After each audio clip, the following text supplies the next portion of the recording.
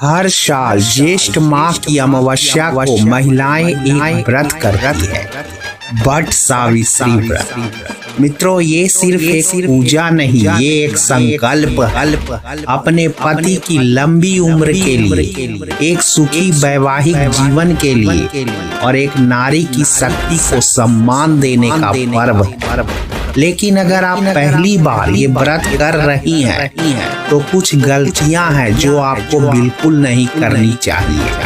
आज की इस वीडियो में हम जानेंगे वो 3 सबसे बड़ी गलतियां जो नई व्रती महिलाएं अनजाने में कर बैठती है। पहली और सबसे आम गलती, व्रत को सिर्फ एक परंपरा समझकर निभाना।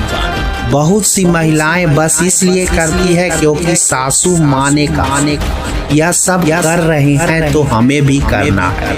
लेकिन याद रख, व्रत सिर्फ बाहरी कर्मकांड नहीं होता, ये एक मानसिक और आध्यात्मिक यात्रा है। सावित्री ने यमराज से अपने पति की जान वापस ली थी।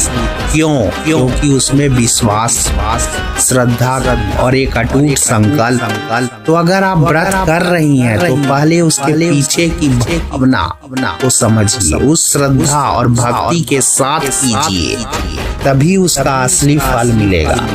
गलती नंबर 2, नियमों की अनदेखी। दूसरी सबसे बड़ी गलती, व्रत के नियमों को हल्के में लेना। कुछ जरूरी नियम होते हैं, जैसे सूर्योदय से पहले स्नान कर लेना, व्रत के दौरान जल भी न लेना, बरगद के पेड़ की सही विधि से पूजा करना और कथा को श्रद्धा से सुनना। कई बार महिलाएं जल्दी में होती हैं या सोशल मीडिया पर व्यस्त हो जाती है और पूजा का समय निकल जाता है, कथा अधूरी रह जाती है। ध्यान रहे, पूजा का समय और विधि दोनों का महत्व होता है। ये कोई इंस्टाग्राम रील नहीं जो कभी भी शूट कर ली जाए।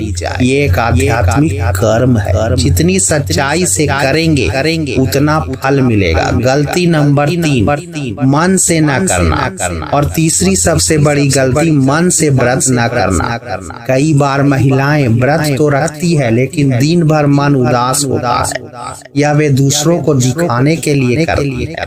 सावित्री ने व्रत इसलिए किया था क्योंकि वो अपने पति को पूरे दिल से चाहती थी। अगर आप भी इस व्रत को पूरी भावना, श्रद्धा और प्रेम से करेंगी तो ये सिर्फ एक व्रत नहीं, एक आशीर्वाद बन जाएगा। इस दिन सिर्फ पति के लिए नहीं, अपने रिश्ते के लिए, अपने विश्वास के लिए, एक नारी के आत्मबल के लिए व्रत कीजिए। तो अगर आप पहली बार वट सावित्री व्रत कर रही हैं तो इन 3 बातों का जरूर ध्यान रखिए। व्रत को समझकर करिए, नियमों का पालन करिए और सबसे जरूरी, उसे अपने पूरे दिल से करे। क्योंकि जब एक नारी सच्चे मन से प्रार्थना करती है तो विधि भी झुक जाती है और विधाता भी।